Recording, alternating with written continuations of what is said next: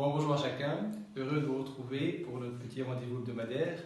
Alors, bonne fête de l'Annonciation, et puis comme on a un des clochers qui s'appelle justement Notre-Dame de l'Annonciation, ben, c'est une fête spéciale pour toute notre paroisse.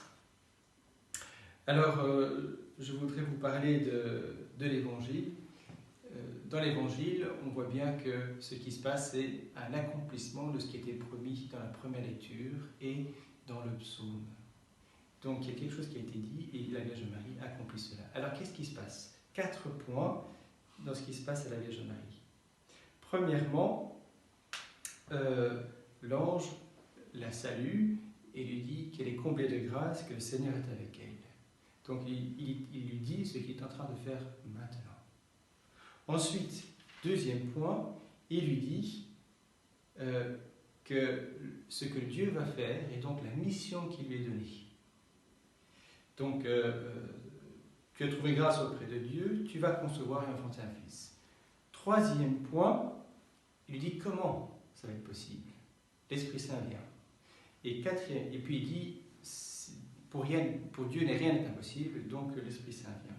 Et puis quatrième point, l'ange dit à Marie que tout cela va se faire parce qu'il y a déjà autre chose qui s'est fait, à savoir Élisabeth est déjà enceinte.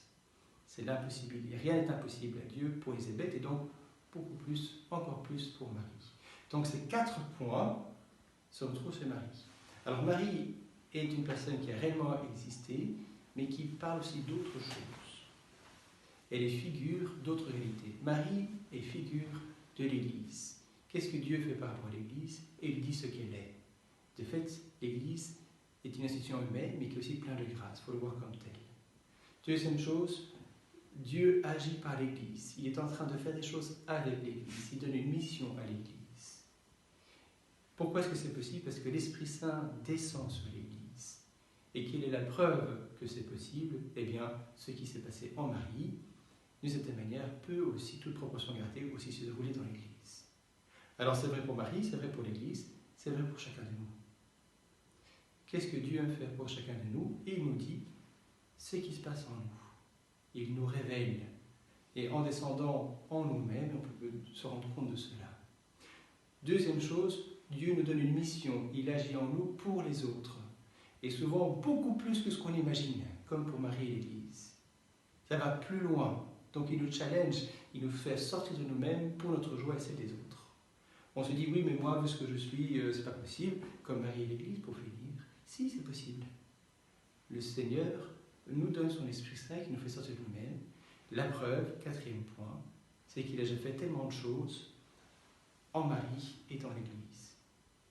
Alors tout cela, ce qui s'est passé en Marie, dans l'Église, ce qui se passe maintenant en nous, on peut le voir aussi comme quelque chose qui nous dit ce qui se passe quand on sera au ciel. Qu'est-ce qui se passe au ciel?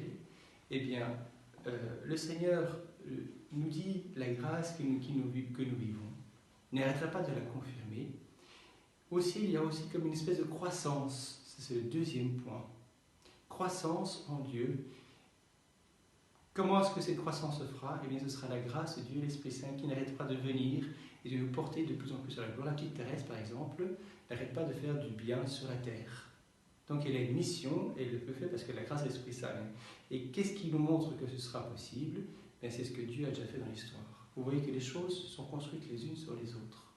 Ce qui était promis dans l'Ancien Testament s'est réalisé en Marie. Ce qui se passe avec Marie est une figure de l'Église, est une figure aussi de ce qui se passe en nous grâce à l'Église. Et il nous annonce ce qu'on va vivre plus tard.